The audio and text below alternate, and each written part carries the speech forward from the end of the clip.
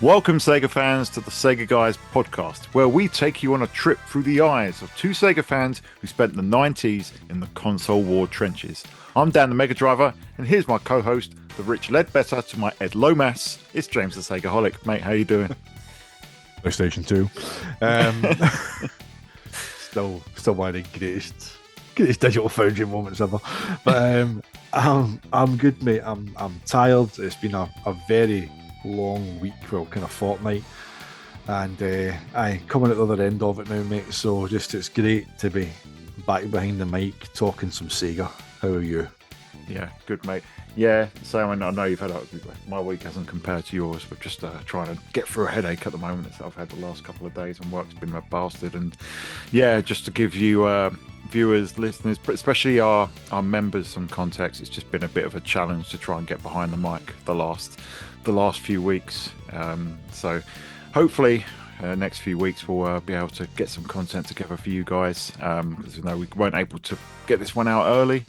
But yeah, we've got a good show planned for you guys. This is going to be a fun one, and it's going to be a nice little read along, isn't it, James? Aye, it's a kind of series, and it's basically given us like 30 odd shows, 36. basically. Aye, there you go. But yeah, Because it's 38, isn't it? We're basically going to be doing the Sega Saturn magazine equivalent of Storyteller. If you're at the same age as us, remember them? The red case with the wee yellow tapes. You need the magazine to read along. You put the tape in, and it went bing. It told you to turn the page. So we're not quite going to go that far, but we're basically going to read through and highlight the best stories and the letters and the Q&A and stuff like that tickled us in every issue of Sega Saturn magazine, the official UK Sega Saturn magazine. But it's got to be fun, mate, because these were magazines that we obviously, bought back in the day and get really into, and you'll have memories of sharing your issues with your mates, and I did with Sam as well. So it'll be fun, mate. It's got to be good. It's got to be good. It will be, because obviously, as you say, mate, this was kind of the lifeblood of the UK Sega Saturn fan. This was, in the absence of any sort of social media, in the absence of widespread internet, this was where we all gravitated towards. I didn't have this issue myself, because I did get Sega magazine, which is the precursor to this, and you'll see the remnants of that as we go through it. But I did see this kind of metamorphization, and at the time I was still thinking I'm going to get a 32X. And when it turned into the Sega Saturn magazine, I was like, well, I'm still playing my Mega Drive. I can't afford 350 quid for a Sega Saturn. I didn't really get into Sega Saturn magazine until a year later, but it's really good going through these issues, and you really get a feel for kind of just living in those moments, because I remember not so much through this magazine, but I remember seeing the hype through all the other magazines that I was reading through at the time, especially around the big three, all the rumours around, what's coming out in the arcade. Are they coming to Sega Saturn? What new games are coming to Sega Saturn? The 3D evolution was very much in full flow here.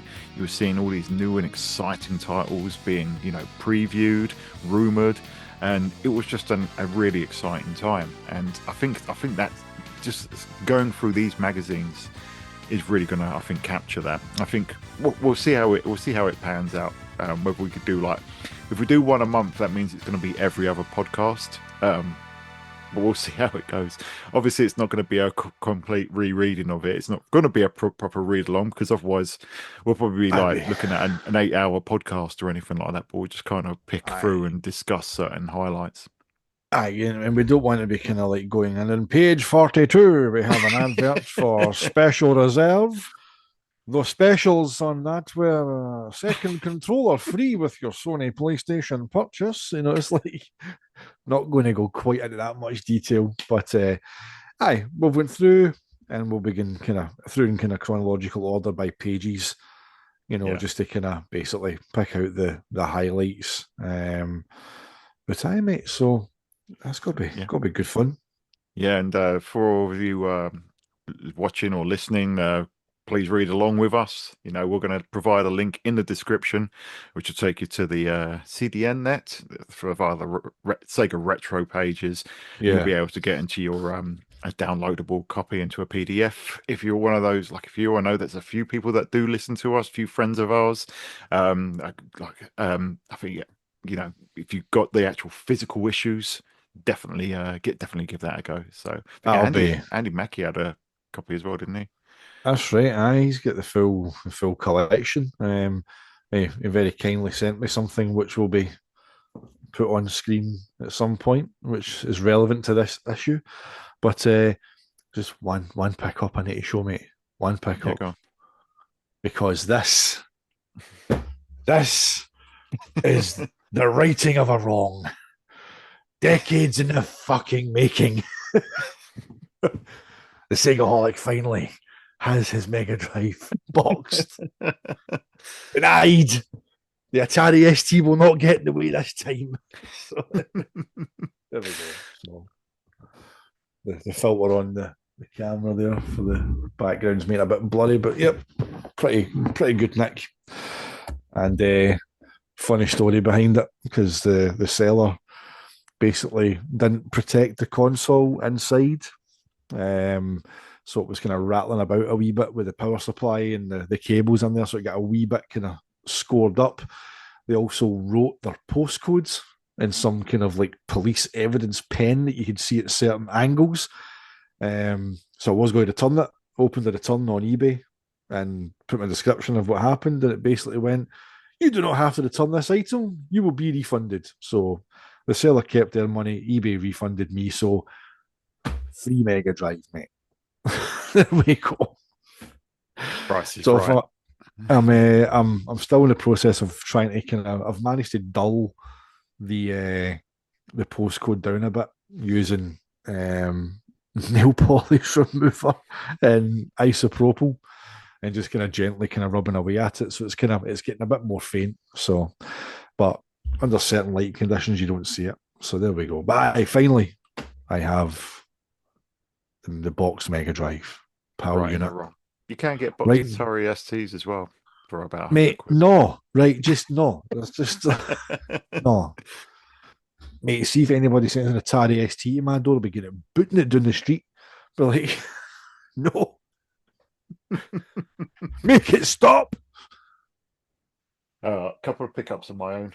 It was my birthday recently, but I got Jambo Safari for the Nintendo Wii, the 1999 Naomi game. Waited 10 years to get a console port. Hopefully, going to be featuring this one on the channel pretty soon. My birthday, got Yakuza Kiwami 2 for the PS4. Would have loved to get it on Xbox, but they don't do physical Yakuza games on the Xbox, so fuck off Xbox. I'll just buy my games on PlayStation then. It's just The Xbox actually want people to play I their know. machines, man. Honestly, what are they doing? This is Yeah, how we play now. well, Oh, it's not how really? I play. But talking about how we play, I got Optimus Prime. It's kind of video game related because it's from the Transformers Devastation line, Aye. which you need to play, by the way. You need to play that game. I know, You mate. must. I know. I've seen videos of it and it looks phenomenal. But aye, that be Prime. It's quite kind of G1 accurate looking as well. It's Yeah, nice. it is. So, It's got a little matrix in him as well. But I've not taken out mate, the box yet. It's just been. they all have a matrix in them. It's kind of like mandatory for an Optimus Prime toy. He's got to have a matrix in it, just so you can give it to Hot Rod and then can smack him. Yeah. So, I've got a hot rod up there as well. of all the Autobots to survive, fuck me. Right, mate. Let's crack this Let's bad boy get open issue and one open, mate. Let's go. yeah, so lovely picture of Pai Chan, very high definition on the front cover. And as we open up the first page of Sega Saturn magazine, the brand new rebranded Sega Saturn magazine, we get an advertisement for the 32X. That's it. Virtua Fighter on the 32X. The one again, one of those very risky 90s press ads with the dad looking at the sun while they're both playing as Lau kicking the dung at each other with domestic violence as the title. Yeah. It's yeah, I think we'll try. It's a bit of a transitional issue. I do wonder whether this was kind of a decision made very late in the day, Mm-hmm. um, because you still got kind of they call it Sega 16-bit magazine Yeah, towards the back where they got a few reviews of Mega Drive games, which, from what I remember, it's not in the second. It's not in the second issue. So yeah, they phased it out pretty quickly. But I feel like they all got halfway through making Sega the next issue of Sega magazine, and then it was like, nope, nope, Sega Saturn magazine. We'll go from there, and thus a legend was born. the um, greatest video game magazine ever made. Absolutely, mate. Absolutely. Um, yeah, so from there, he talks about Christmas is coming, and I think if we can if it I think if we time it right, then the next issue is the Christmas dated one, or at least it's the December issue, and that'll probably be our Winterfest episode for for Yes. those on Radio Sega. Aye. Aye, because issue one it says on the cover November '95. So issue two is basically your December issue.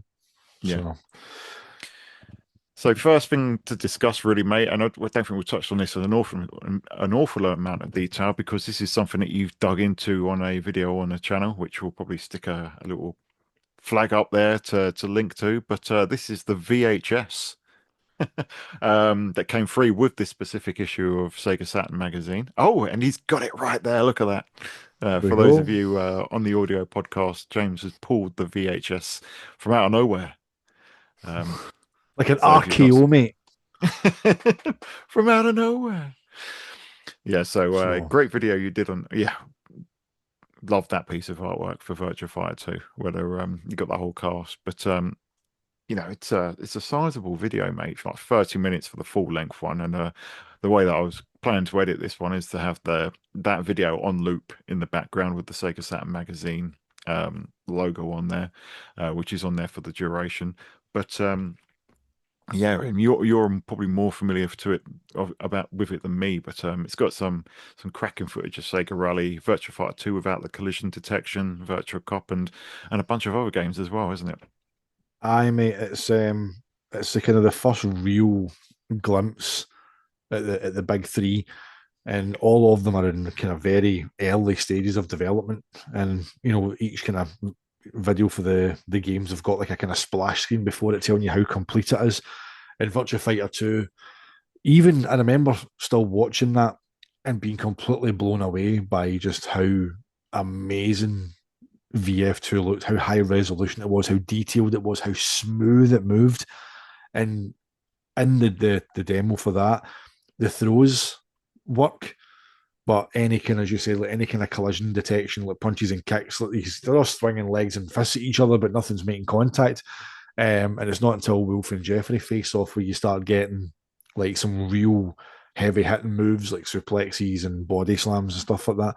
But it was just phenomenal to see, those three games after you'd kind of been playing the first wave. So this was November. Magazines were always dated a month ahead, if I remember. So that would have been October. It would have came out for November. So like, again, I've been playing since like July '95. So I've been playing like Virtua Fighter. It was Pac-In, Panzer Dragoon, and then you were getting this kind of second wave of just massive, massive arcade ports that you would never have thought the Saturn would be capable of replicating Model 2. And Hmm. obviously at that time, I never knew what Model 2 was. It's like as you get older and you look into things and you research it, you realise what Model 1, Model 2, Model 3, and all that kind of stuff. But at the time, it was just new arcade games and they're coming to the Saturn. And, the Sega Rally demo as well. Looking at the footage of that, it's probably tied in closely date wise to the bootleg sampler demo, simply because on Forest, the greens and the browns are slightly lighter than the retail release, and you get the arcade model Celica on there as well. But again, it's just amazing to see these games running at that. And even, I mean, I love to get an old VHS player and just put this away. I know it's on the internet, right? And like I've done the video on it and stuff. But see, it'd be amazing just to play this just for old time's sake. And again, no my luck, I got a machine that would chew it. That'd be ruined. But no, mate, there's tons of footage, other games on it. You get X-Men Children of the Atom, Clockwork Knight 2, Mortal Kombat 2, Alien Trilogy, DEFCON 5, Virtua Racing, Hang On GP, Mystaria, F1, Cool Spot, Robotica, Bug, and more. So there's tons in there. And there's a big feature as well in the actual magazine talking about the VHS and getting into kind of real detail about everything that's on it, which, if I'm looking here, takes place on page 6. Yeah. So you have your video preview. But there's what else is on it. NBA Jam Tournament Edition, WWF WrestleMania Arcade. Less said about that, the better. Tilt, Shell Shock, Shinobi X, Panzer Dragoon, Pebble Beach Golf, Digital Pinball, Mist, Victory Boxing. Just packed full of.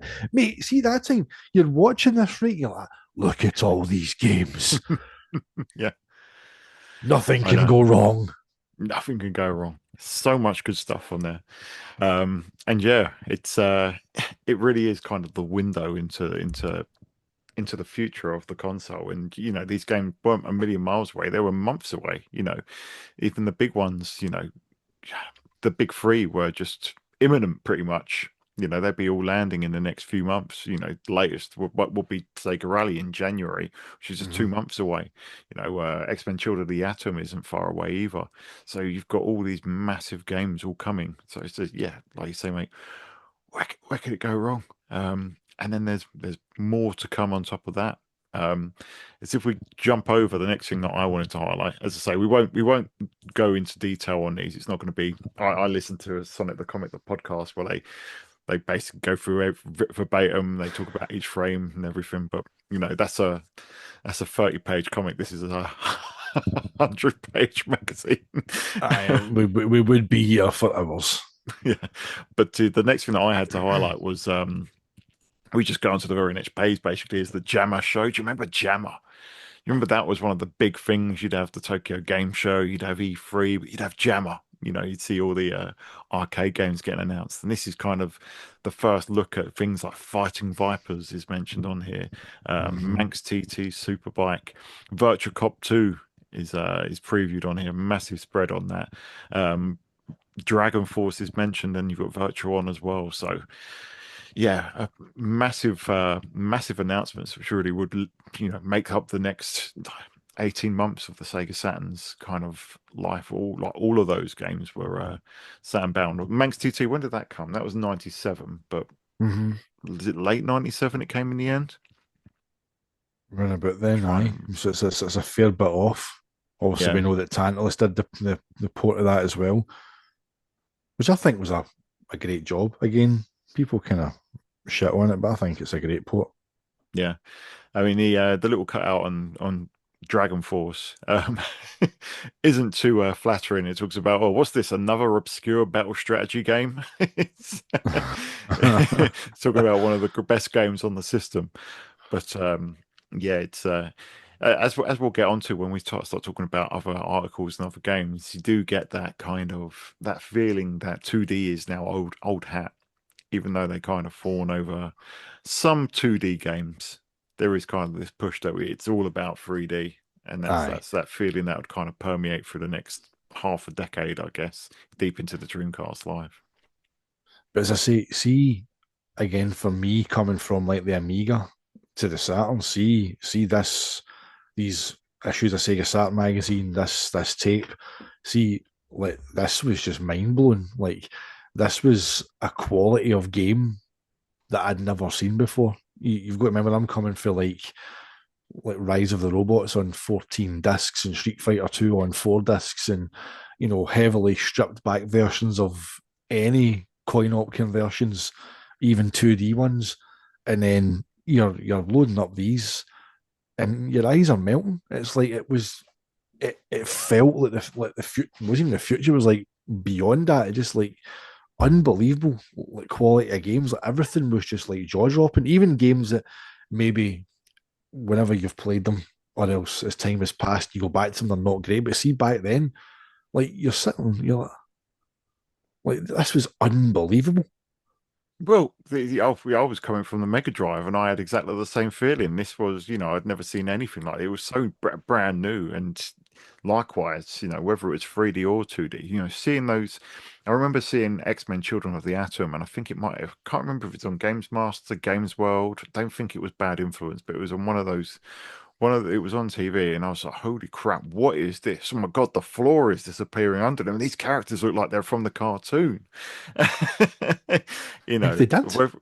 whether it was 2D or 3D, this stuff was absolutely mind blowing at the time. Like the jump from whether it was a 16-bit computer or a 16-bit console was absolutely monumental. And seeing some of these screens in here, that's part of the reason why I just I saw the 349 price tag for the Sega Saturn. I saw these games like I can't, I couldn't afford Mega CD. There's no chance I'm going to be able to get a Sega Saturn. It was like that's too futuristic. This is like high end stuff. I can't get that. It'll be another year until I got my console. But when I saw this, and again, I saw this in other mags, and I'd be like, this stuff looks absolutely insane. Um, and it was more that it was always the Sega Saturn stuff, even though I was reading multi-format mags as well, like CMVG. It was the Saturn stuff that caught my eye. I wasn't too enamored with the PlayStation even back then. But yeah. But yeah, that's Amazing. incredible, incredible look at things to come. Next thing that I've got on here is that Marvel Superheroes gets a mention, page 14.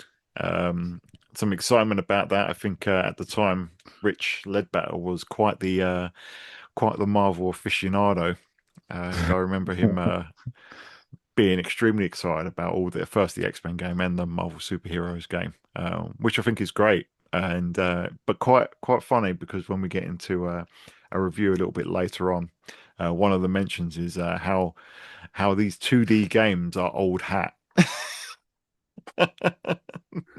And again, that was something that we spoke about like on socials before, was that kind of attitude towards 2D games that, they were viewed as like yesterday's news, like overnight.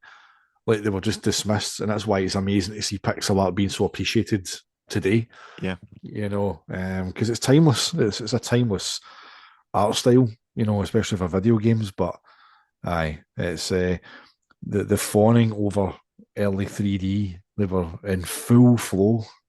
yeah, But I do like the end line for the Marvel superheroes feature. It says more next month, true believers. yeah. I know. Um, it does look stunning in those screenshots as well. And yeah, the Saturn port, it suffers from a bit of slowdown. This would be another 1997 ports of the Sega Saturn. This is not quite as far away as Max TT, but this is still a glimpse at the future at what's coming down the pipe. And obviously, we'll get to that in due course. I think it reviewed very, very well on the Sega Saturn, the Marvel Superheroes port. But yeah, it's amazing just to see how far back some of this went. It felt like all of a sudden there was this deluge of these brand new games that were coming up in the arcade, and most of them were coming to the Sega Saturn. Some of them didn't, but as we go through this magazine, most of them did. Page 15, mate, though. We've got an advert for Oxy. Sort your plooks. No, do you know what? I think I had those at one point. The old Joe I was really bad acne. Oh. So yeah, I had the Giro pads at one point, which I don't think they really helped much. But I was trying anything to get rid of my spots. uh, the trials and tribulations of teenage life. Oh yeah, they knew their they knew their target audience, didn't they? I'll target the spotty teens that are Sega Saturn fans. And if they were ever to relaunch it for some ungodly known reason, the target audience would be the grey haired overweight people who used to be the 40 teenagers. Yeah. Yeah, hair thickener and hair just for men. One other thing to pick out, and have we gone past it? I think we might have done. Might have to go back a little bit. I think it was on page 11. Yeah, we have gone past it. So this is the Surf the Sega Net. Very, very small Yes. little news article in here. Kind of a preview of things to come. 'Cause this wouldn't really gain traction for a number of months. When Sega America would go big on it for, was it E3 1996 when Sega Yeah. of America went big on it? But yeah, talking about the Sega Net, network gaming, making link-up cables look puny and out of date.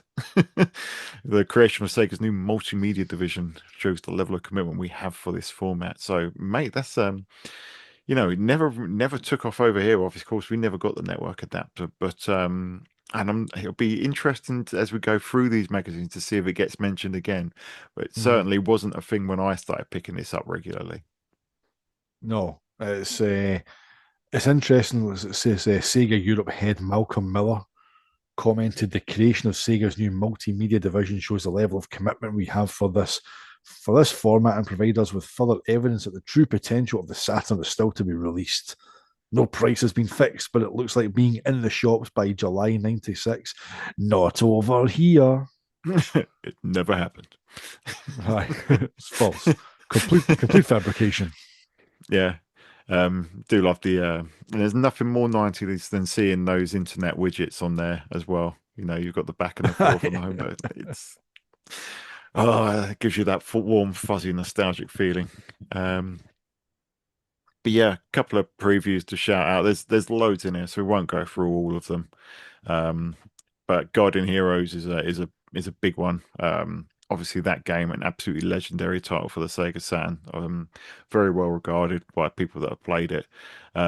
So they talk about how good how treasures uh, their back catalogue of brilliant games for the Sega Mega Drive. Talk about Gunster Heroes and Dynamite Heady. Mhm. Um, and they talk about the number of characters summoning the skeleton guy. Um, and they talk about the six-player mode. Not the most visually impressive present. That's what I was looking for. Because yeah, again, bemoaning the 2D looks. They say it's not the most visually impressive. I think it is. As a 2D Aye, game. it may not be the most visually impressive product we've seen, but it plays really well. What are you talking about? Like all No. the magic attacks and effects and sprite work on screen, the scaling visuals. What do you mean it doesn't look impressive? But it was, especially those, if you got like all the characters in the six-player mode and unleashing like huge bombs and explosions and stuff. But yeah, again, mate, ties into that push for 3D that we were talking about. But yeah, it's I can't remember how they reviewed this one, so that'll be interesting as we go through the magazines. I'm But pretty sure it scored well. It was high 80s that it got, if I remember. So we'll find out in due course. we will. I remember Saturn Power said it was like the 97th best game on the Saturn, which is ludicrous. 97th best Power game that is. Oh my They're God. Honestly, man. but yeah, Unbelievable. as we'll see. Sega Saturn magazine themselves weren't immune from some iffy reviews of their own. Aye. The magazine definitely it found its kind of its niche.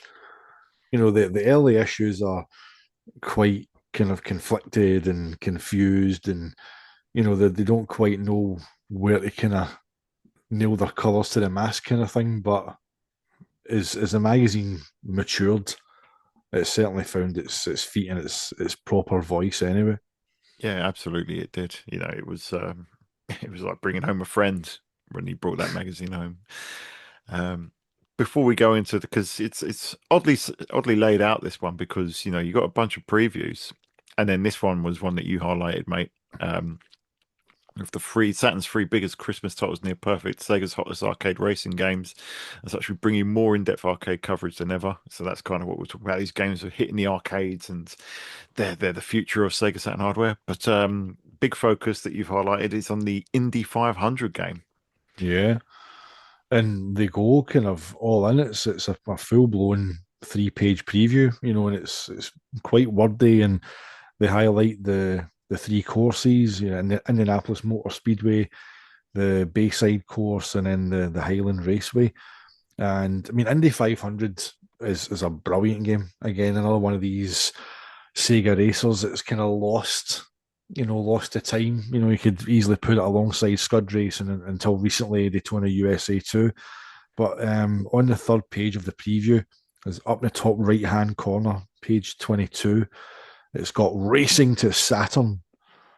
It says, having recently been showcased at the Tokyo JAMA show at the beginning of September, you can expect to see more Indy 500 popping up in arcades near you soon, with the more impressive 8-player linked setups making an appearance at larger venues.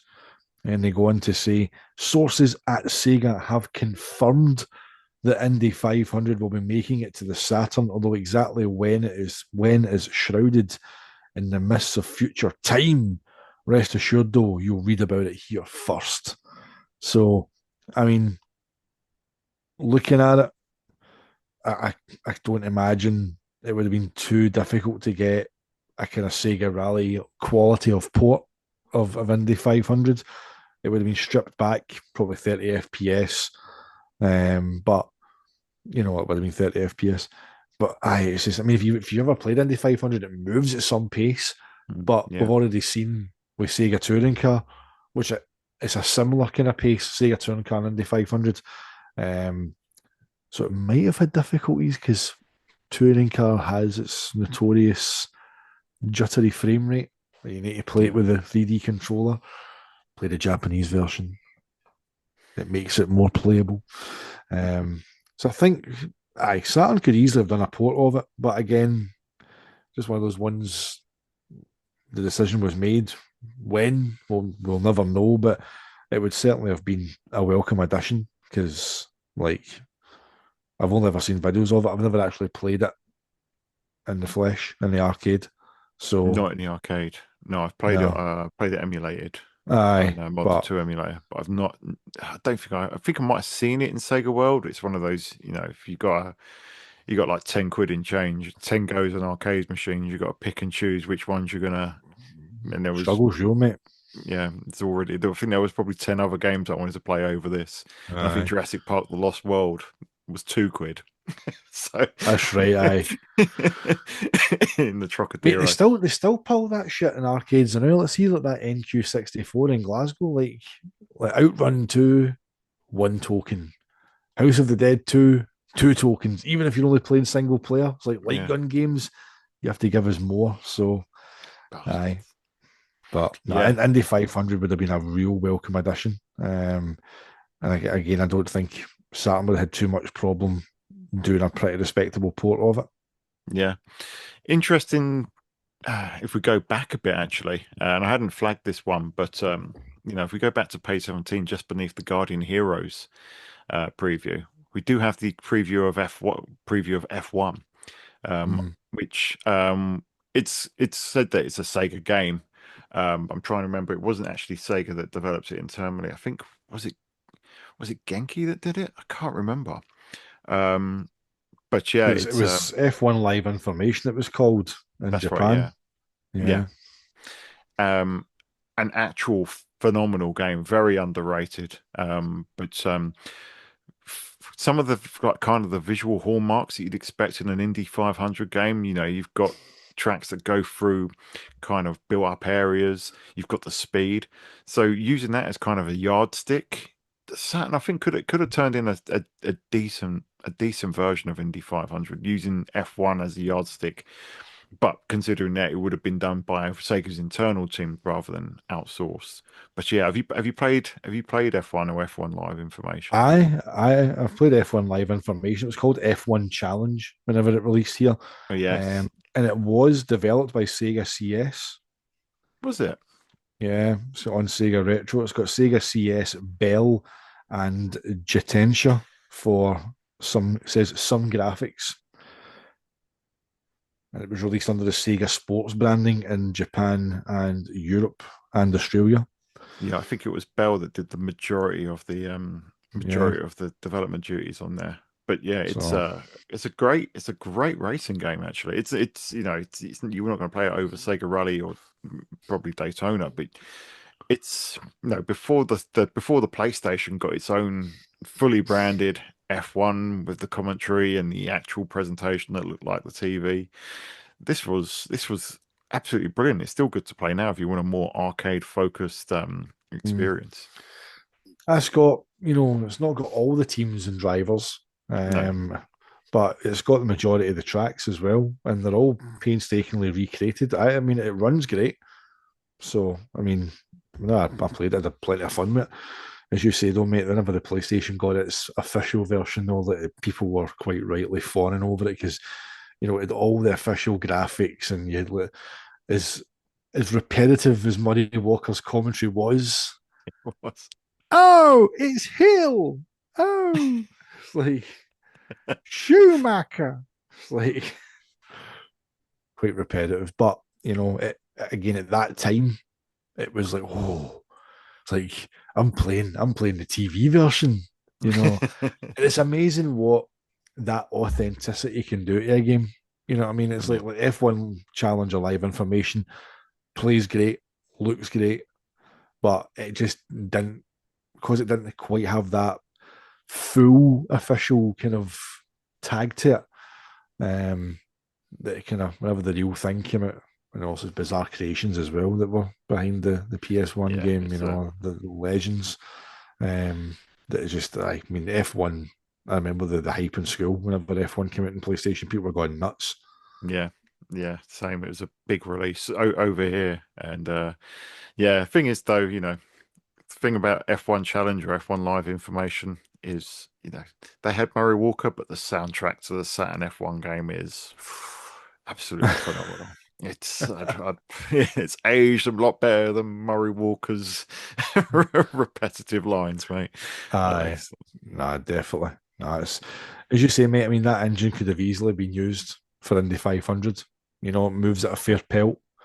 Good draw distance on it. So, aye. Yeah, make some tweaks to the handling and redraw different tracks, etc. Maybe have some kind of crossover and feature some of the tracks from F1. Who knows? But yeah, would have been interesting, mate.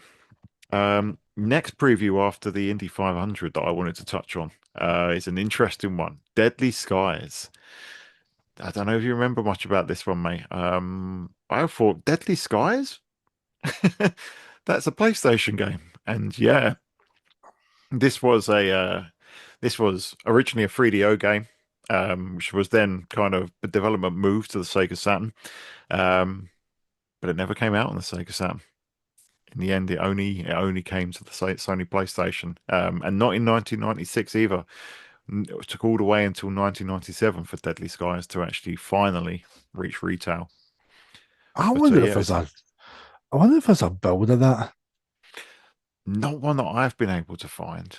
But it's only after this jogged my memory that I had a quick look. So maybe there is one, but not that I could see like quickly through the usual places. But yeah, Aye. Deadly Skies. I remember this came to PlayStation. I forgot that there was a preview of a Saturn version, and this was there was in this preview there wasn't even a PlayStation version mooted. It's a Saturn exclusive. This one, um, which given the is it Ace Combat? That's the Namco one. Yeah. And that was a over here. It was a launch game with the PS1, wasn't it? I think, or came out in the first year. Um, it would have been good for the Sega Saturn to get a air combat game, albeit, yeah. Once again, you got to do your freaks and say it never happened. Right. It's a complete fabrication. We made that one up. But yeah, it's fascinating. I do hope that we get a build of this one day. I mean, there's quite a lot of different screenshots in it, quite a lot of content. Aye, So and the you've got to thing is, assume they're pretty far along. because the screenshots, again, it's that thing we talk about that there's an identity to the consoles at that time. Like that's clearly Sega Saturn screenshots, you know. Yeah. So were they bought off like Core? I think given it was 3DO, then PC, and then Sega Saturn, and then finally like years later, it was on PS1. And they I were think kind it, of struggling to yeah, when will we release it? yeah, I think it was a game stuck in development hell.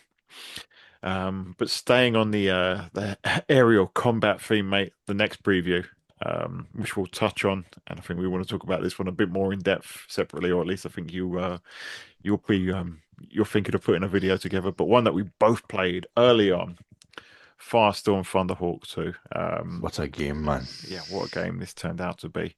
The sequel to the Mega CD game, Thunderhawk, um, which I didn't play at the time. So, seeing, oh, the mythical Mega CD game, oh, but it's going in fully 3D. This was, again, it was mind blowing. And the game turned out really good, I think. Obviously, we'll get to the review when it comes around, but I think thoughts on this one, mate, I think you're the same thoughts of me that it was a kind of a cornerstone of those early Sega Saturn years. Aye. I mean, whenever I think we both got it in our bundle from Dixon's, it was I actually bought mine separately, but I bought it after I played it on PlayStation. aye, that was in my bundle for Dixon's. Unbelievable. Along with Euro 96, SEGAHolic, Virtua Fighter 2.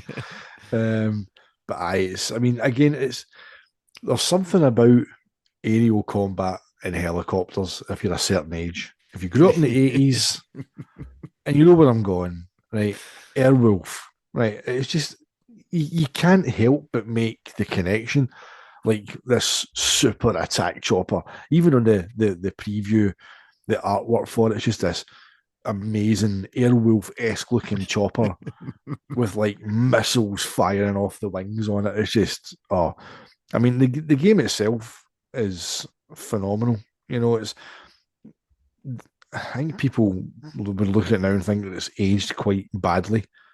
But as you said, mate, it is that kind of like cornerstone of early kind of Saturn titles, year one Saturn titles. And you've got your first person view, your third person view. The combat is phenomenal. The controls are responsive. It's so satisfying. Like you can swoop in, just get that crosshair right on a tank, poof, and then just away. It's like it's so satisfying, man. It's such a good game. It really is. Yeah. I feel like playing it now. I think we will. But yeah, it's great to see that preview. I can't remember what it got, but from a personal perspective, I think we're both fans of it. And core Oh, aye. core design as well. They were very much MVPs for Sega. They had a bunch of games on the Mega CD. They really supported the hell out of that with the original Thunderhawk, Soulstar, and a couple of others. I'm trying Was to think. Jag XJ220 core? I think it might have been. I can't remember. If Chuck I'm Rock as well. Did Chuck Rock get a Mega Chuck Rock, CD both release? both the Chuck Rock games have Mega CD releases, with like FMV intros. Yes, it is. XJ220 is also a core game. Is there also Amiga games? Yeah, so and so was Wolfchild. Wolfchild. Oh man, That was a core game as well. So yeah, it's funny it's you're calling them like Sega stalwarts, but I mean, I always think of core design. I always think of the Amiga. I'm yeah. sure they did. Was it Heimdall they did as well on the Amiga? Which was I don't know that one. it was a kind of Viking kind of 2D RPG story driven kind of game. It was great fun. Really nice art style. Yeah, I think I think they moved if they were heavily into Amiga, and then they moved a lot of their games over to the Mega CD, and then when they came to Saturn, up until '96, they were all in on Saturn. There was loads of games that they made for the Saturn. Even got their own demo disc with Saturn Power eventually, That's right, until Tomb Raider, and then the wheels fell off. But yeah, look forward to seeing how that one fares. The letters are next, mate, and I think did we want to do a letter each? If you want me, aye. Well, I'm going to go. So I'm going to go with Mr. V from Castle Grayskull, first of all. He wanted to have his say regarding the 32X and the Mega CD, saying that he's a dedicated 32X owner, but he's concerned about the machine's future. The Mega CD was not successful, not because it was a bad machine, but because hardly any of its software exploited its potential. Even today's releases are mostly FMV, and 32X CD-ROM titles are just the same FMV games. It's disappointing that there's a few 32X games that use the CD-ROM, but my real problem is that the 32X is being cartridge-based has limited memory. So without the CD-ROM memory, the 32X still boasts some fantastic games. But what's about the future? Virtua Fighter is big news. The Scavenger games shown in Initial 15 will be good, and Soulstar X, Colibri. But yeah, will be. He was talking about he wants to be optimistic about the 32X. Sega learned their mistakes from the Mega CD, and did find the reply kind of interesting. The trouble with the Mega CD is that no one was really willing to develop great games for it until enough people would own one. Otherwise, no one would be able to buy it, and it'd never make a return. The same story could apply to the 32X, but there are actually enough decent games either out there or on the way to justify the dough. So hopefully, loads of people will have a 32X on their Christmas list. And this will mean tons of potential customers for software countries and even more games. It's a vicious cycle, see? It works both ways. Fingers crossed. Uh, I'm pretty sure the 32X was dead by the time that Virtua Fighter came out, and that was pretty much it. At least over here, I know the Spider-Man game came out in the US and maybe a couple of others after, but yeah, found that an interesting snapshot of kind of where we were at the time.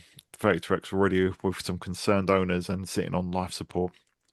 Sadly, I'd imagine this guy was one of the guys. Imagine Mr. V probably ended up buying a PlayStation. Aye. You can just see it, can't you? He's disillusioned already. Yes, absolutely. I know there was one that you picked out, mate, which got a chuckle. So do you want to share that one? Yes.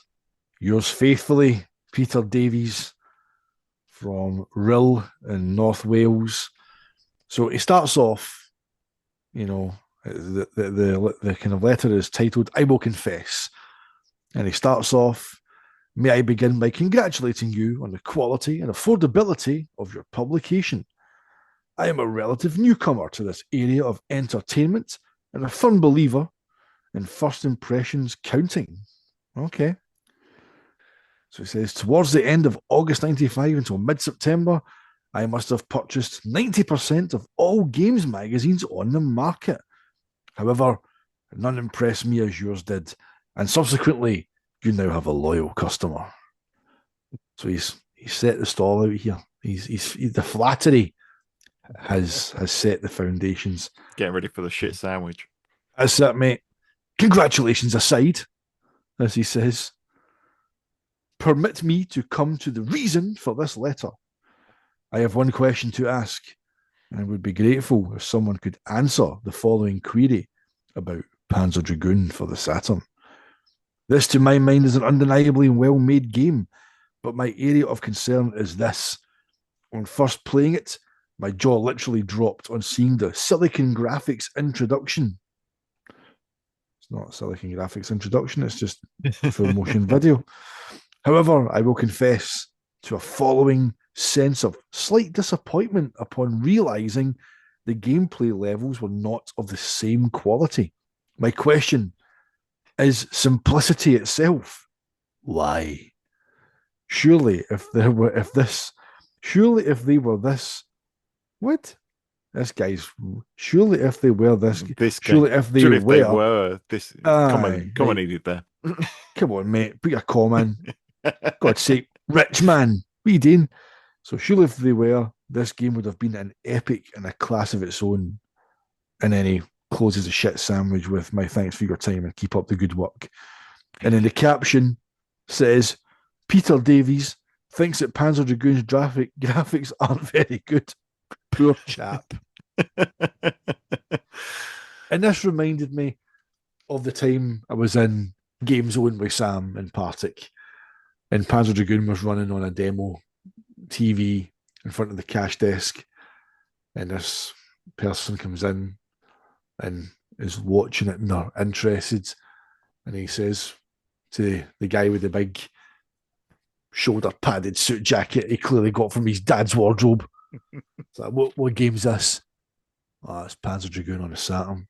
It's not very good. Have you seen Ridge Racer on PlayStation? Like, fuck off. It's like, what's going on here? So, I mean, who knows? Maybe Peter Davies is the shoulder padded guy in disguise. We just don't know. Maybe he's not really from North Wales. It's a ruse.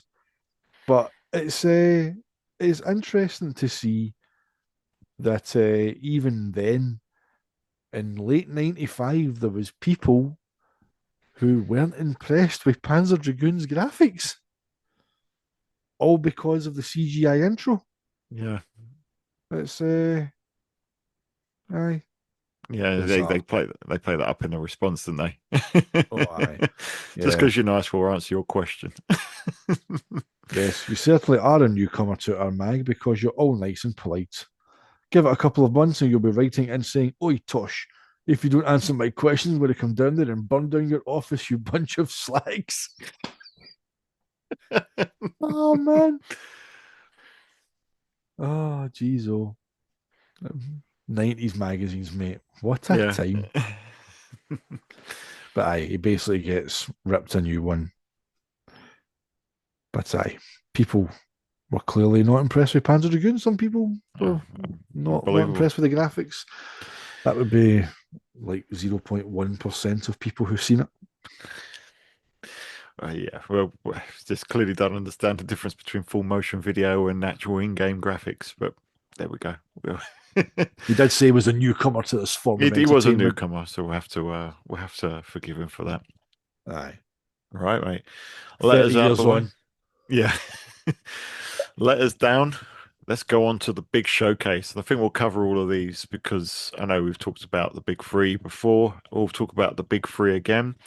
But just to share, it's quite interesting. You've got the big three. You've got Virtua Fighter 2, huge spread. You've got Virtua Cop, huge spread, and then you've got Clockwork Knight 2, and you've got a huge spread there, and then you get to Sega Rally after after that.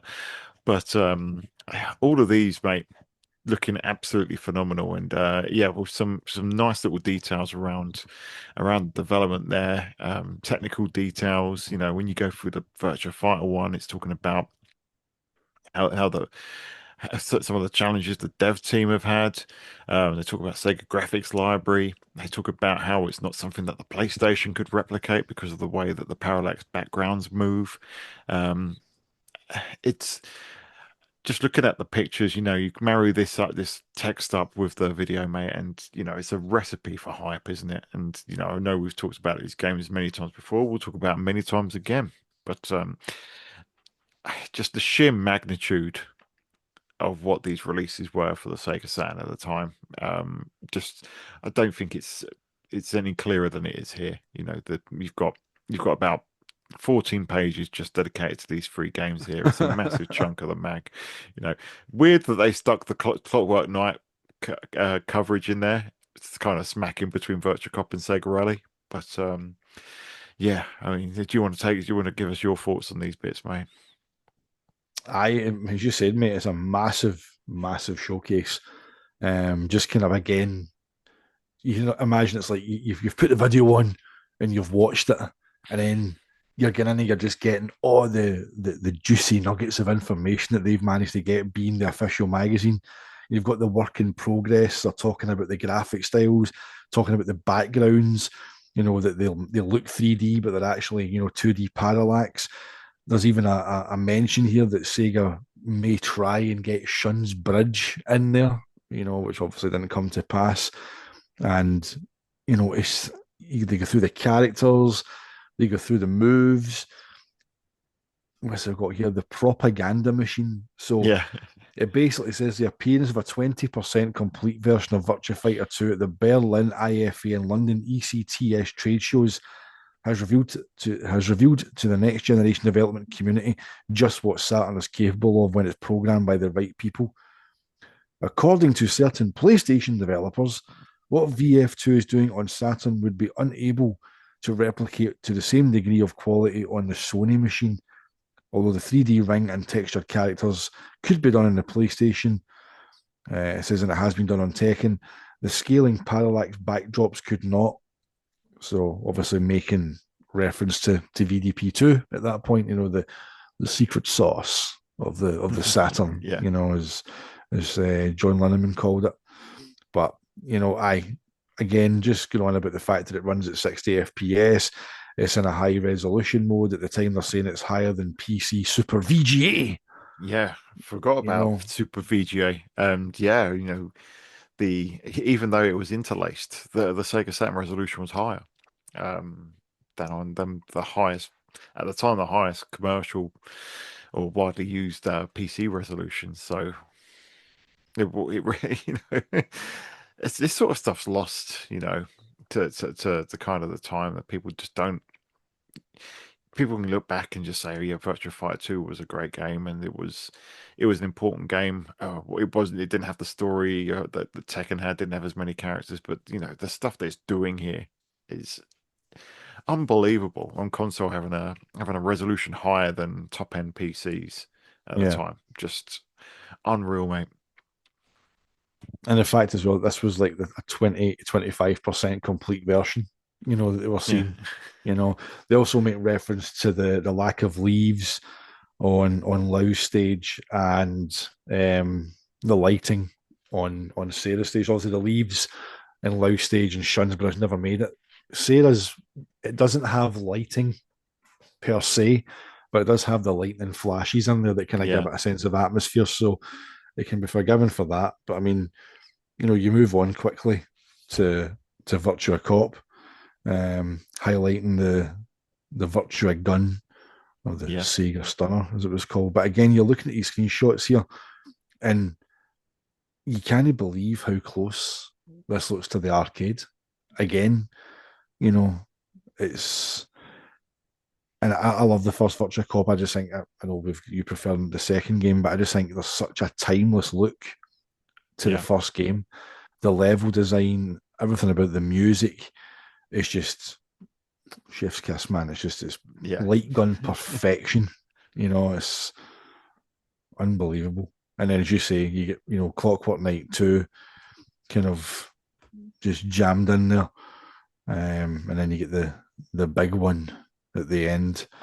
Run to the With next level. Sega Rally just taking a massive 4 pages. Yeah, I Um, think they're all four again, page. I think was Virtua Fighter yeah, 2 6 pages, but yeah, and then Sega Rally and Virtua Cop get 4 pages each. So massive and showcases for all of them. and little wonder, what I mean. It's they're going through the fact that all 4 tracks are now complete. They've got exclusive screenshots of Lakeside, which nobody had Yeah, had seen at that point. Saturn specific tuning section revealed. Also, we know that you can go into like time attack and you can use custom settings as well. But exclusive first pictures of the super advanced Lakeside course, and again, it's still using that build that's on Hidden Palace. yeah. It's dated October, October 30th, is it October 30th or 31st? I think it is. So that would kind of tie in to whenever this, because if that was November 95's issue, then they were getting that was released a month before. So they were probably getting the footage from that build, which is like 75% complete. Well, they Because say you've on still got here when they say we've had a few days to savor the brilliance of Sega Rally Championship in its current form, and what we can see, the game is pretty much complete at the time of writing (brackets late September). So mm, maybe it's a slightly earlier version. Arcade yeah, mode is perfect. There are Saturn specific editions such as being able to tune your car in specification, and still things that need to be added, such as the two-player versus battle option. Our Japanese correspondent visited the CS team just a few days ago and reported that there has still been no film announcement as to what we can expect for multiplayer stakes. But yeah, I think knowing the timeline that we do now and knowing yeah. it's Yeah, extremely close. Obviously, when interesting to see when they wrote this and when kind of all this issue was put together. Yeah, because in the build it's on Hidden Palace, and I've got it on the Fenrir there as well. It's like there's no replays, there's no attract mode. Yeah, You can't use ABC Start to go back to the Saturn's kind of BIOS screen. You can go back to the title screen, but that will just keep looping back to the yeah, title screen. You can't go all the way back out. There's a difference as well on the menu whenever you're picking your arcade or time attack or options or whatever. It's a little kind of blue kind of planet. Uh, I did think it was maybe Saturn, but there's no rings on it. But they changed that in the final version as well. But again, you're looking at your screenshots, right? And the thing that strikes you about them all is the draw distance. You know, yeah. there's nothing ahead that's popped in. And again, just one of the hallmarks of just how phenomenal a port Sega Rally is. And the thing is, it's like even with the passing of time, like we've got means to play like all these games, arcade perfect, Model 2 emulators, Yeah, but I still come back to the Saturn versions. absolutely, mate. It's they're just refined. They're just like even the PAL versions, which again Sega did a great job at kind of speeding them up, almost Hmm. artificially kind of replicating 60 hertz by speeding the games up, you know, and getting rid of as much of the borders as possible. Unlike Daytona, which is PAL optimized in terms of speed, Really but they didn't. heavily But bordered. I heavily bordered. So the big three were just like there was very little borders on them. They ran full pelt. There was no compromises on them. And again, like I said before, I don't think there's ever been before or since a trio of such high quality releases in such a short space of time for any system.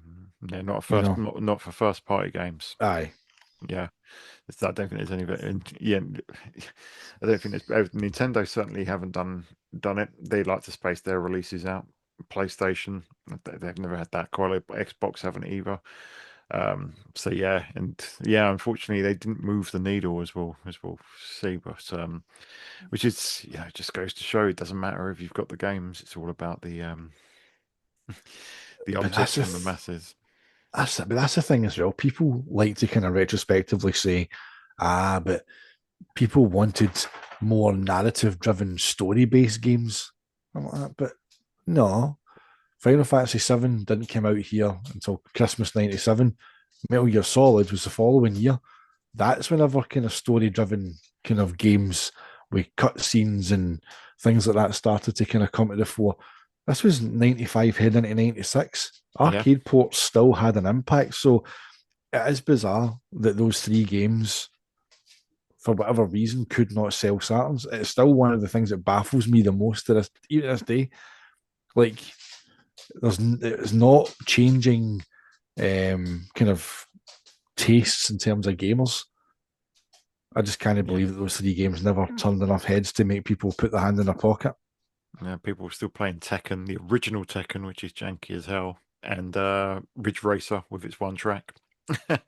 And then Ridge Racer Revolution would come after, which it's not a great game. Um, Least favorite Ridge Racer game. Um, just saying something. But yeah, and then we've got the all this Sega Rally fawning, and then on the very next page you've got the Daytona times, which you got four screenshots at the bottom, and you can see the popping, Aye, especially on the Dinosaur Canyon one. It's like it's like the track just ends. aye. There's nothing there. It's like, and you've got your uh, your fastest laps as well.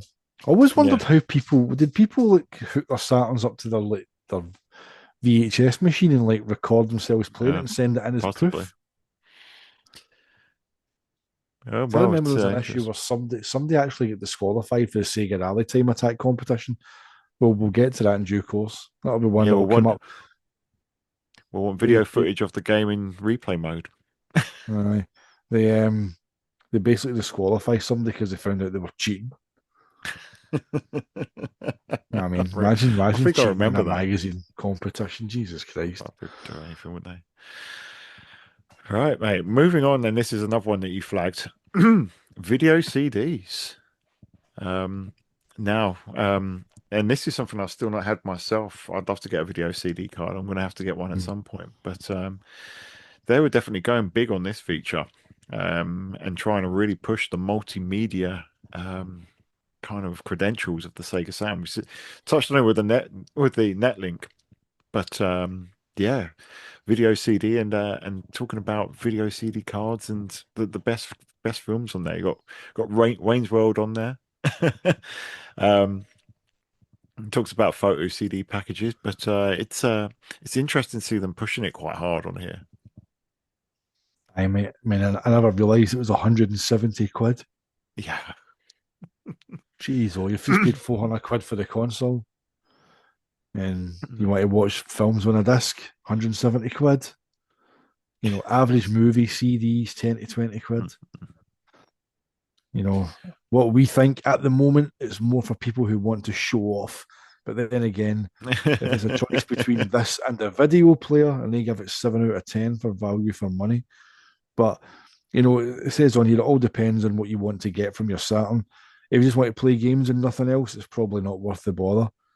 But I can imagine, like, people who were like proper early adopters, like going all in this.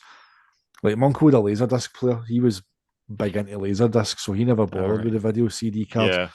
I used to enjoy flipping. Used to flip the discs, take them out the sleeve and flip them in, put them in. They had a Pioneer player that the lens went round a track, so you'd like it'd probably be quicker to get up and eject it and turn the fucking disc and then put it back in than it was to sit there on the couch watching a screensaver while the lens moved to play the other side of the disc. Like, but I remember watching like Robin Hood, Prince of Thieves, and Mrs. Doubtfire and Home Alone on Laserdisc. Um, but it's the kind of the video CD, the precursor to DVD, Mm. shrinking down films on disc down to the size of a standard CD. You know, and later on, when I found it was further on, much further on, that we get the charts. They actually had a section for, let's see, page 97. So the number one video CDs were Forrest Gump, Oh yes. Beastie Boys, Sabotage, 3 stars for Thumbelina, Forrest Gump. Well, that's a 5 star. That's a five Beverly star Hills film. Cop 3, 2 stars. I give that a 1. Yeah. Star Trek 2, The Wrath of Khan. Star Trek 3, The Search for Spock. Star Trek 4, The Voyage Home. But aye, not exactly. I mean, I'm like Forrest Gump's the best film there. It's like Yeah. Yep. Absolutely. uh, is there Three not is there stars. no is there no people working on a way to have video CD files getting played from? I can't remember if it's for Fenrir or for Saru that people are trying to get like, video CDs. I think it might be Fenrir.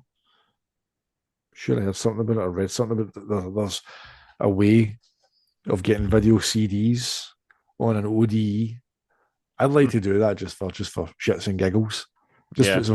put some films on my Saturn. Get Transformers a movie one there.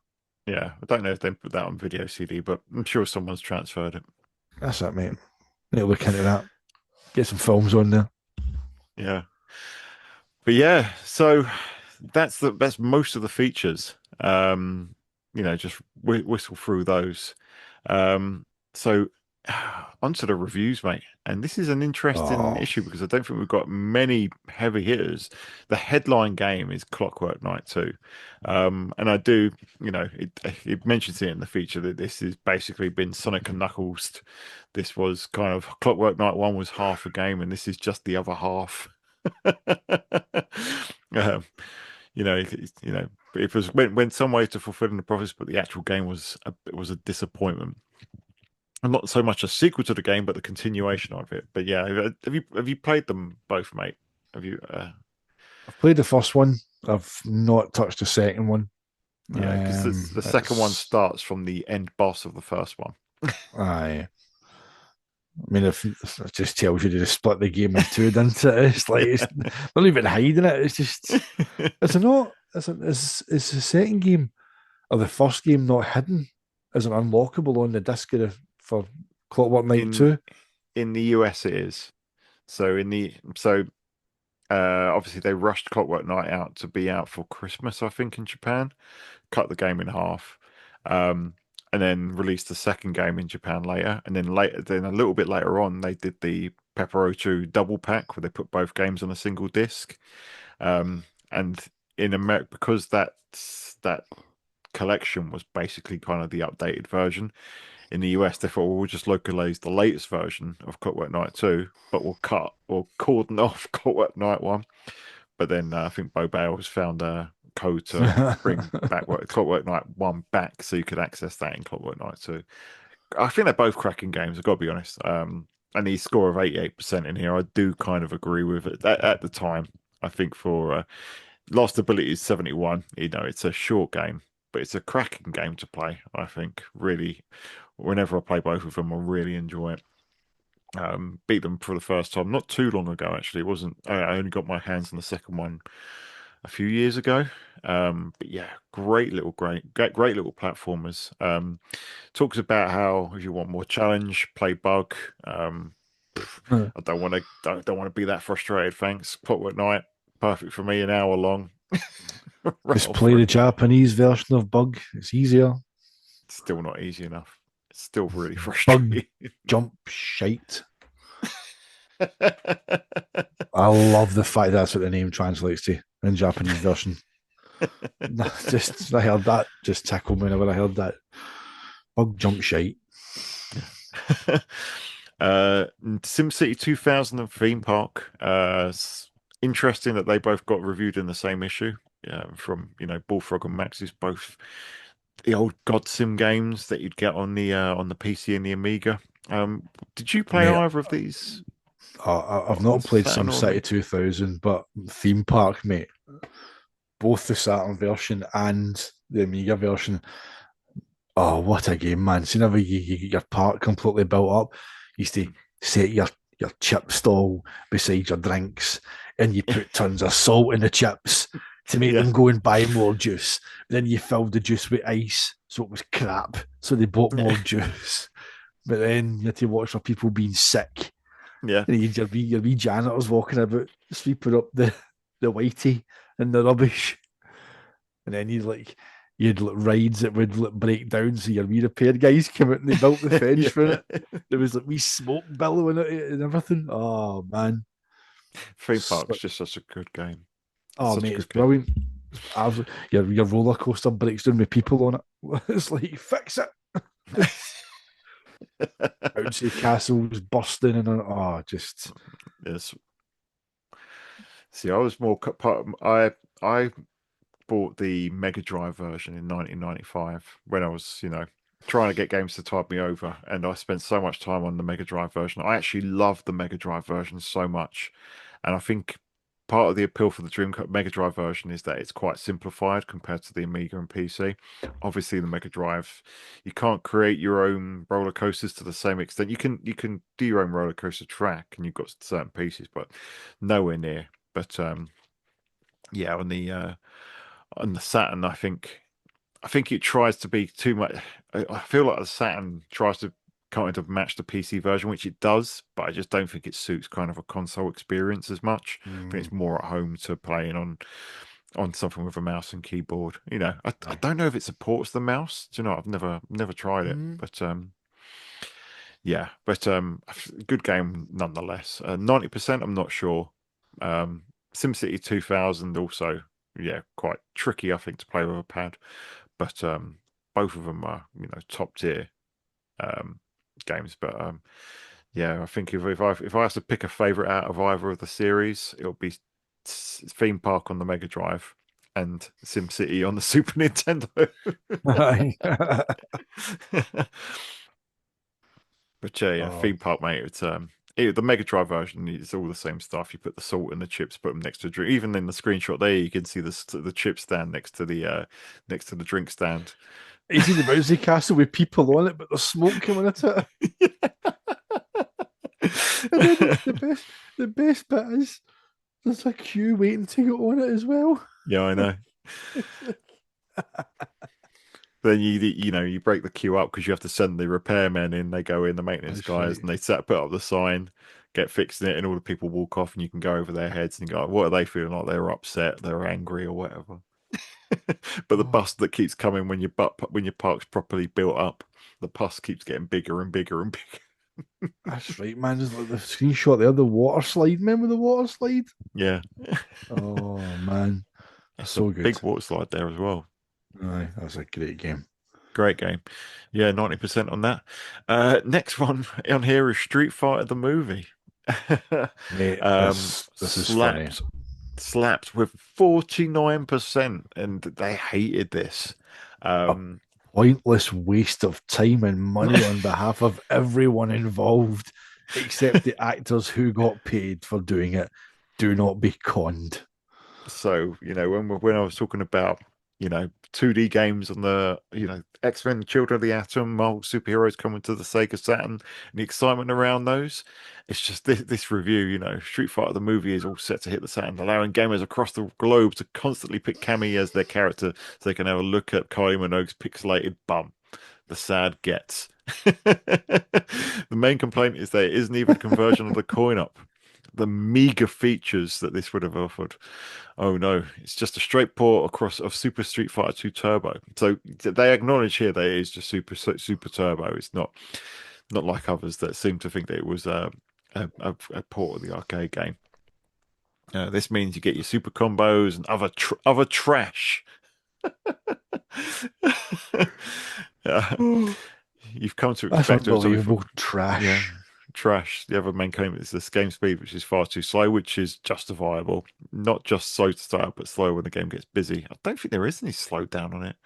No. Um, no, not it plays just like Super Turbo without the turbo mode. This is the first Street Fighter game that has appeared on the Saturn. Hopefully, it will be the last. Hopefully, it'll be the last Street Fighter. The movie just illustrates how redundant the 2D beat 'em up format is these days, and random spasmodic special moves, lack of strategic depth, and crap graphics. Yeah, the graphics are crap for Street Fighter the movie. That's because of the art style. But wow, wow. Virtua Fighter comes free with the Saturn. You don't need to waste your money on pap like this. From the man who sounds like a washing detergent, reviewed by Radian Automatic. Not listed amongst the staff credits, which is interesting. Bang in the dirt is gone. Yeah. Just so is it hopefully it's the last, God, can you imagine a world where we didn't get Street Fighter Alpha 2 on the Sega Saturn? X-Men versus Street Fighter. Marvel Yeah. superheroes versus Street Fighter.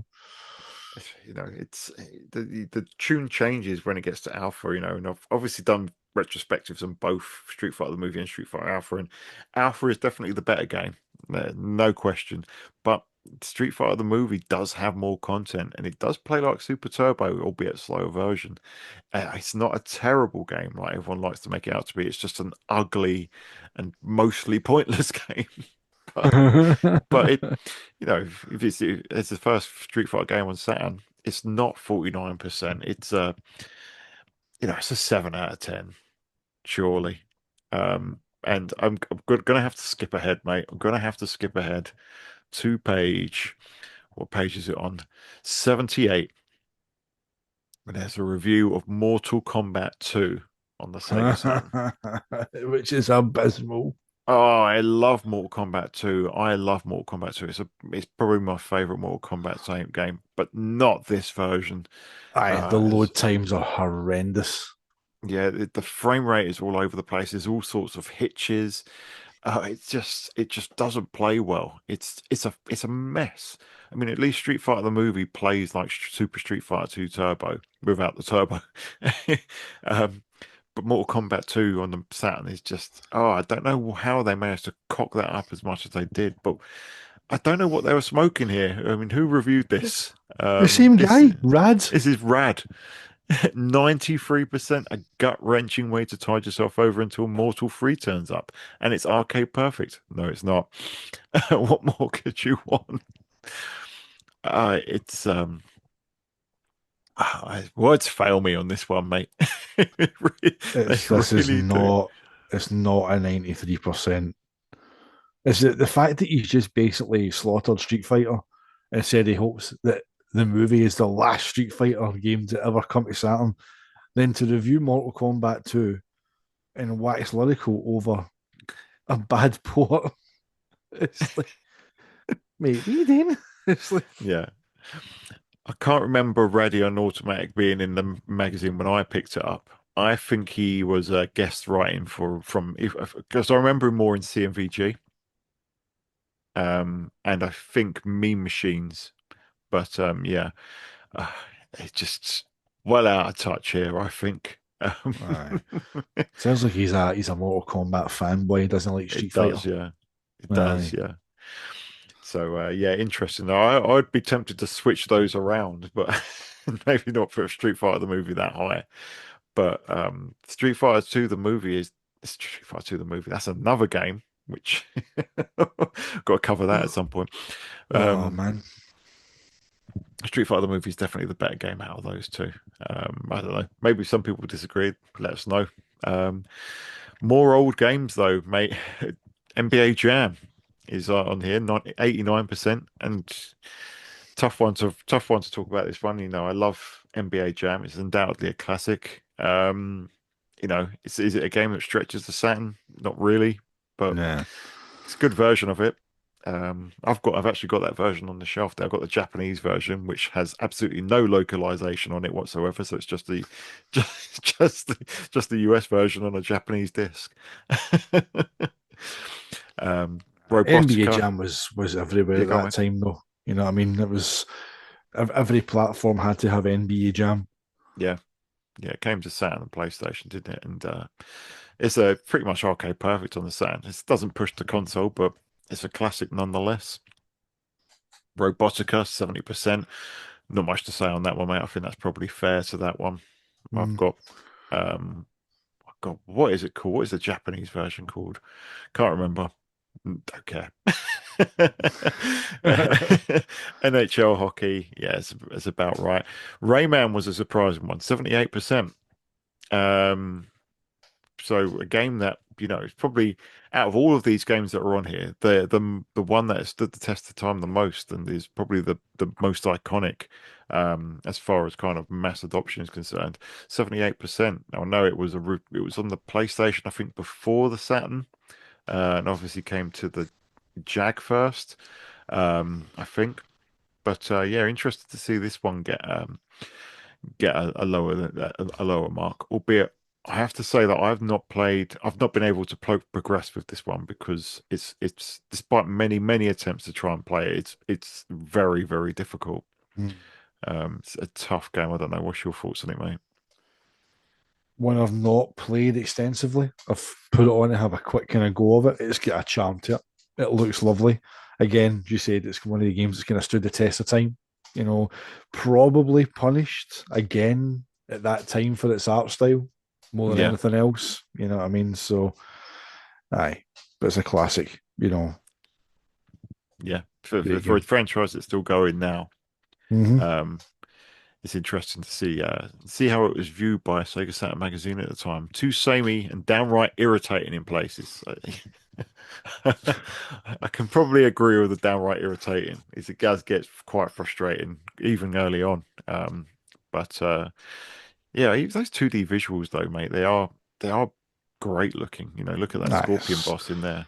It's a stunning looking game. It's basically it's like anime. You know what I mean? It's that scorpion boss, the bloodshot eyes, the level of detail on the armor, phenomenal. Yeah, fantastic game. Um, World Series Baseball got a decent mark. That's a decent baseball game. I don't have an awful lot more to say about that, but when I've played that, I've always enjoyed it. But yeah, an interesting set of reviews there, mate, overall. Hmm. And it's interesting to see how some have fared and some haven't. And with the with the benefit of hindsight, being able to say how some of these have turned out, and I know that those Street Fighter and Mortal Kombat ones are That's staggering. bizarre, But it's nice to see utterly Clockwork bizarre. Knight get reviewed well. Aye, aye, So, good mate, we've stuff. nearing the end now. So there's the Sega Magazine insert, which we won't really touch on. Few back issues and reviews of Mega Drive games. Yeah, Premier Manager on the Mega Drive. remember that? Christ. I've got that on the shelf there. The Premier Manager port on the Mega Drive. It's not amazing, but it would have been fun at the time. Especially because we didn't have Champ Man on the 16-bit consoles. Many a version on the Amiga, mate. Yeah, had all the Champman, I way from tell you. '92. Champman, I tell you. Sign Eric Cantona or Alan Shearer for AC Milan. About 80 goals a season.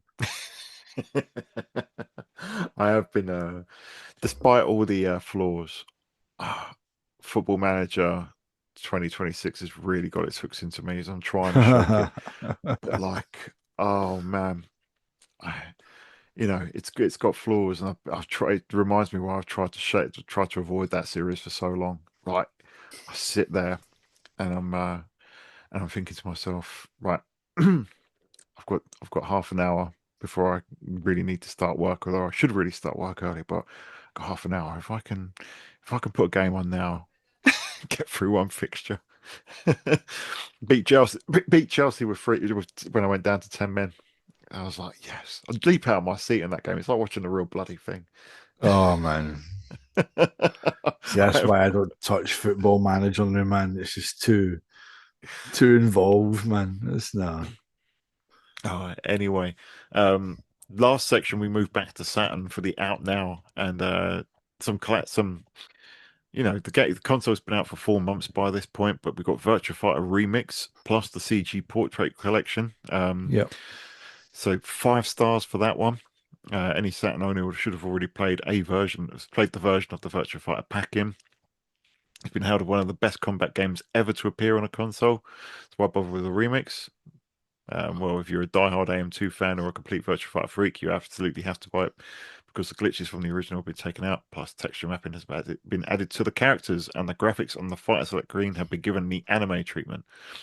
Yeah, obviously the gameplay remains the same as the original. Apparently the fighters are slightly larger, but it's so good already there wasn't any need to change it. So yeah, I haven't got the CG portrait because I've got the Japanese version. And I think the PAL version goes for a fair bit these days as well, doesn't it? Aye. But Yeah.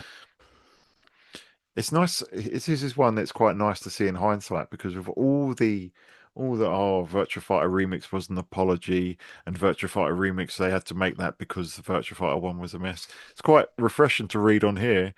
Yeah, it looks okay, but you don't need it because the first one's good enough. Aye.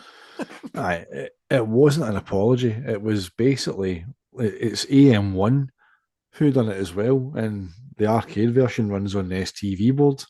Yeah, So it's a Saturnized version essentially. It was a test bed for Virtua Fighter 2 for texture mapping, as far as I'm concerned. It was shown behind closed doors at the E3 where Tom Kalinske announced the Saturn surprise launch. So it was worked on well before then.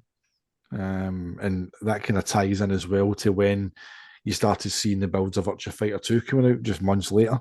yeah. So I think it was more a developmental test bed to see how Saturn would handle the texture mapping fighters rather than being Well, an apology.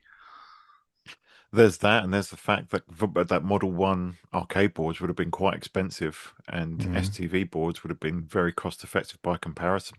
Um, so putting out a cost effective version of Virtua Fighter for Mm-hmm. arcades, similar, do you know what?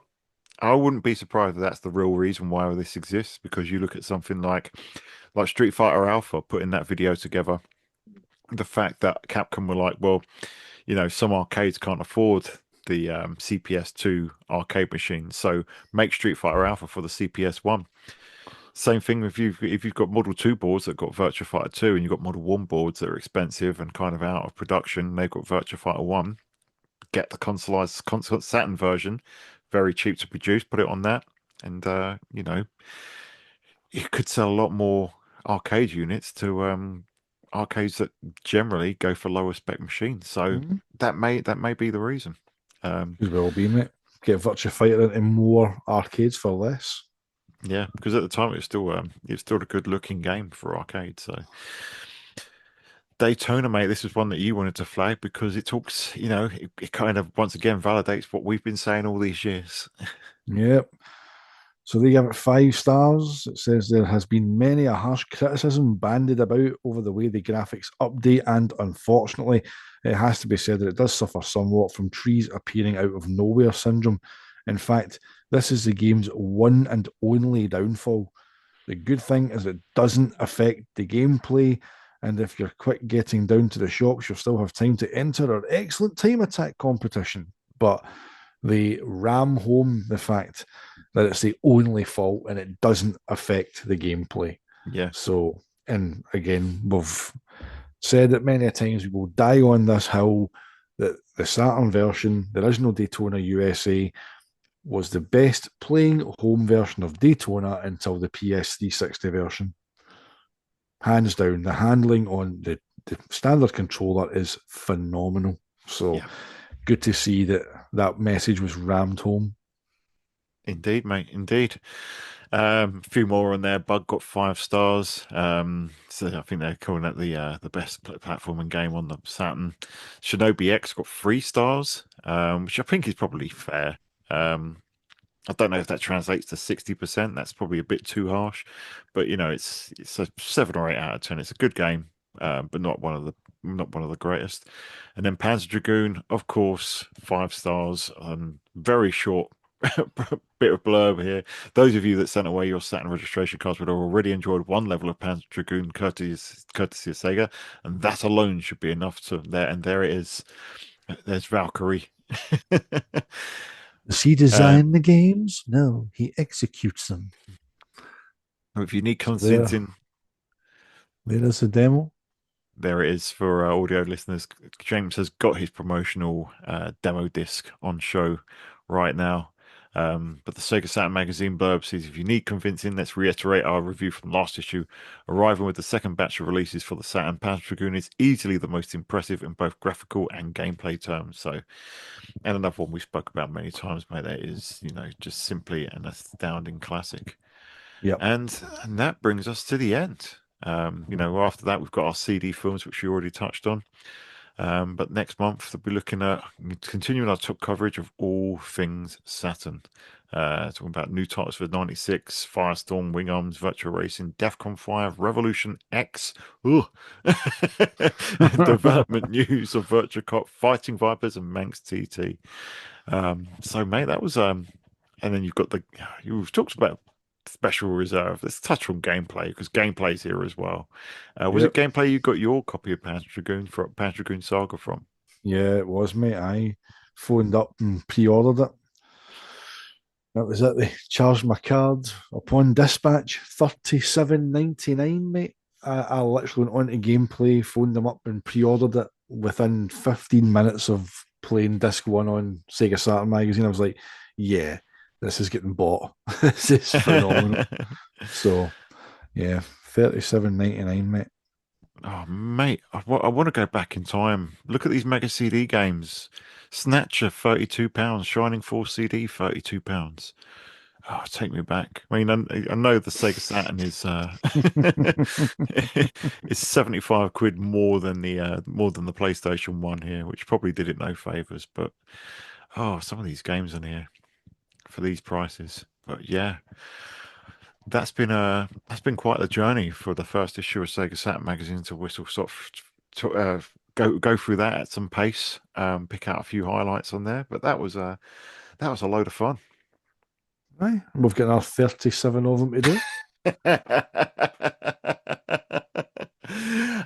Yeah, so no, it's been a blast, mate. It's been a while since I've been able to get behind the mic together, and I've really enjoyed this as usual. That's been Um, good, mate. And yeah, we're hoping that our viewers and listeners have enjoyed it. Yeah, we're looking to turn this into a series, and we'd love to hear what you thought. What did you enjoy? What worked? What didn't? What would you like to see more of? We'll try and tell how we approach these issues to that. And yeah, because there is a great little trip of down memory lane. It's nice to see some views were kind of consistent, and some were, some of those reviews were a little bit Outlandish. outlandish, yeah, a little bit out of sync with uh, that Mortal Kombat 2 one has no semblance with reality. Um, but yeah, it's been fun, it's been interesting, and we'll keep picking through some of the letters as well, mate, because I think they're fun to read. Um, yeah, so I suppose that all that's left is if you've enjoyed listening to the show, then please leave a like and a subscribe. If you're on YouTube, give us a comment in the comment section below. Tell us what you thought about this episode, or get in touch via the Discords. And yeah, if you want to be extra mega, think about becoming a member, which you can become from just as little as 99p, with our premium and all access members getting early access to the podcasts every other time. Apologies, it's a little late this time. As I say, we've had some difficulties getting behind the microphone, but going forward, yep, premium all access members get early access to our podcast content. All access members get a series of bonus videos as well, early access to all videos, as well as getting their names read out, as James is about to right now. Certainly, our Akira All Access members for today's show are G-Man, Stiff Peaks, Mikowski, Craig Williamson, Resident SD, P-Wall, Peter 007, with Nick Tulloch, Greg Matthews, Tom Thumb, Kaiju Leviathan, Nelson Sereno, David Owens, and we have a new Akira All Access member, and he's been quite active on the Discord as well, and it's Drickas. So welcome to the Sega guys, and thank you very much to all our members and subscribers for your continued support. If a monthly membership's not your thing, no problem at all. We just appreciate you spending your time with us, engaging with the content, and enjoying what we do. So thank you very much. Yeah, just to echo that, thank you so much for all of your support, and going forward. Everything that you do, whether it's commenting, liking, sharing, anything that you do, or even just sitting here listening to a bunch of old or a pair of old farts talking about Sega, we really appreciate you being on this journey with us. We've gone past 15,000 subscribers, which is insane. We never thought we'd get to this level, but we're just going to keep pushing forward, talking about that games company that we love. So stay tuned. We've got 30 odd more issues of Sega Saturn magazines to come yet, plus plenty more videos and content and podcasts all lined up for the rest of 2025 and beyond. So until next time, we will see you on the Sega side. Sega.